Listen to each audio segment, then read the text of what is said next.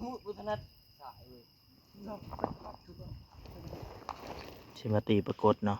แต่ว่าสิมาเอาปรากฏแต่ว่าลองตีเหยียบป้อมก่อน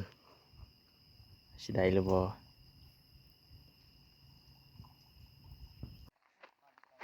ตอนนี้เรากำลังเดินทางไป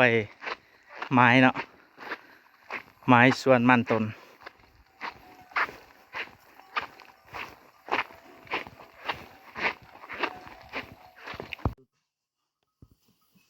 น้องเหยียบ กำลังกะเกียมเนาะ มัน ตอนนี้เราก็มาหอดไม้แล้วเนาะไม้ธรรมศาสตร์ไม้นำหวยไล่เขามาใส่น้ำเสลองเบิ่งไม้มันต้น ไม่หลับ ไม้รับด้วยซ้ำสิมาหอดเบ็ดบานๆด้วยเนาะ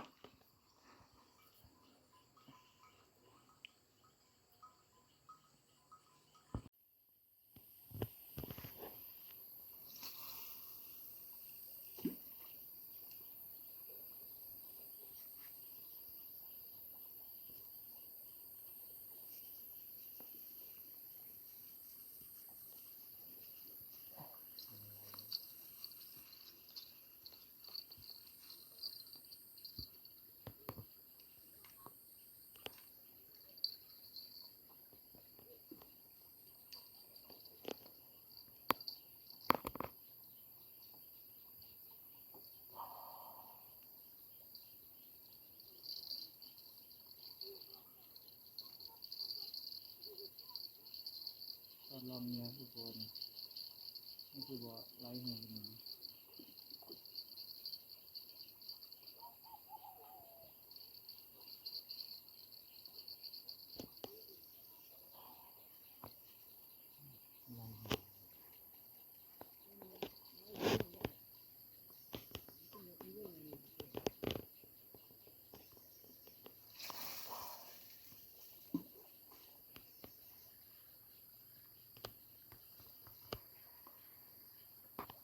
ไข่ยุ่งบ่ได้เว้ย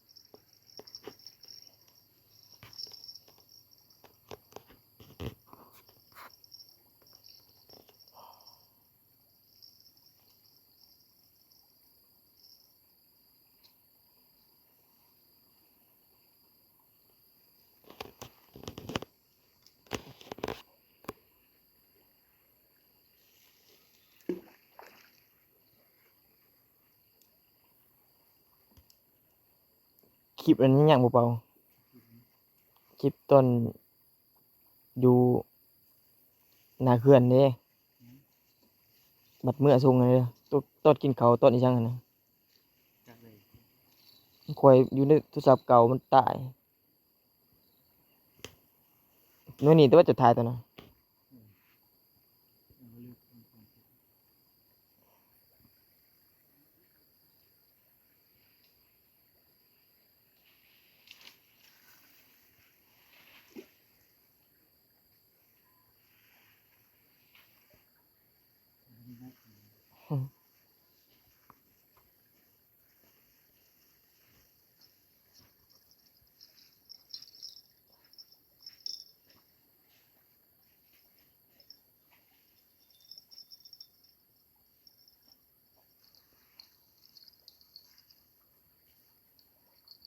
ของกันคือวันนึงคือว่าขนาดนั้นว่าคำคือวันนึงคือว่าขนาดนั้นเพื่อตั้มเหรอเพื่อตั้มอีกสักทีหนังเราที่เป็น น้ำบ่อะไรกันเลย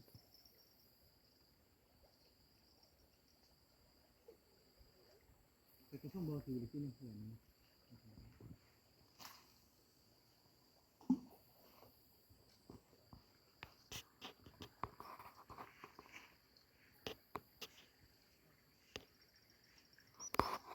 ชันเลยนะเป็นชันเลยหนังไหล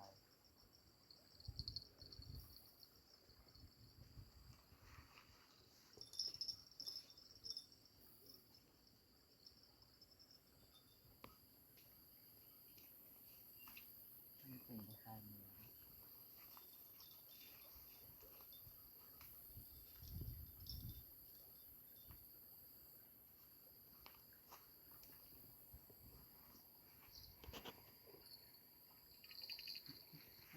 นี่มัน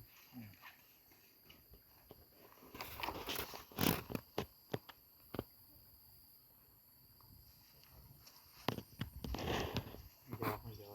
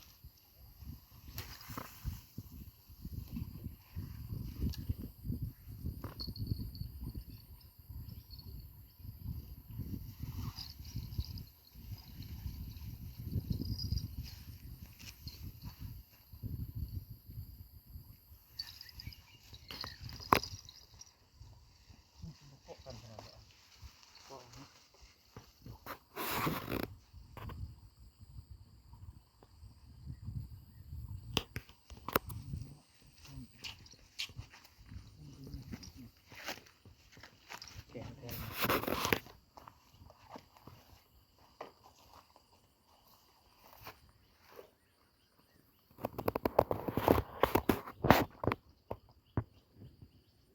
เอาเยอะมึงไปโยกไอ้ติ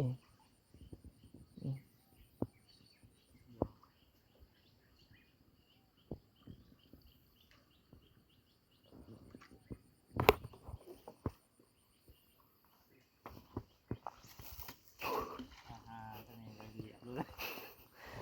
แข็งกี่หินแกงกี่หินนี่มันจาดเลย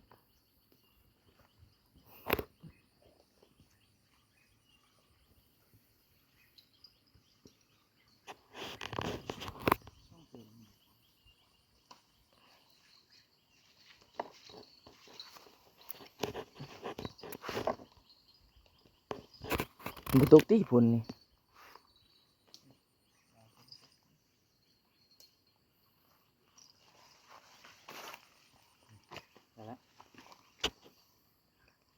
ตีมัน ง่ายเนาะใส่ไปนที่สำเร็จเรียบร้อยเนาะตัวนี้ก็คือต่อได้ตัวนี้แต่ก็คือต่อแล้วก็มิดน้ำมาถาเบิ่งกันอีก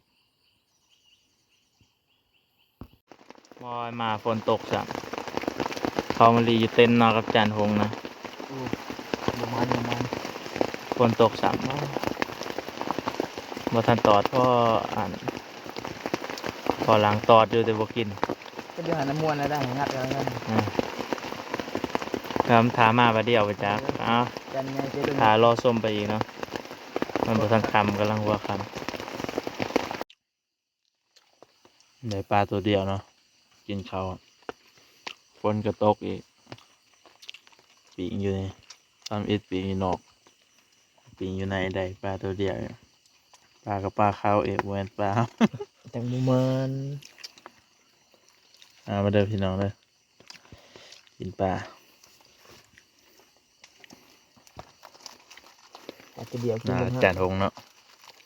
จานหงคือเก่า ก็จะเดิม ประมาณจะ ประมาณมาเนี่ย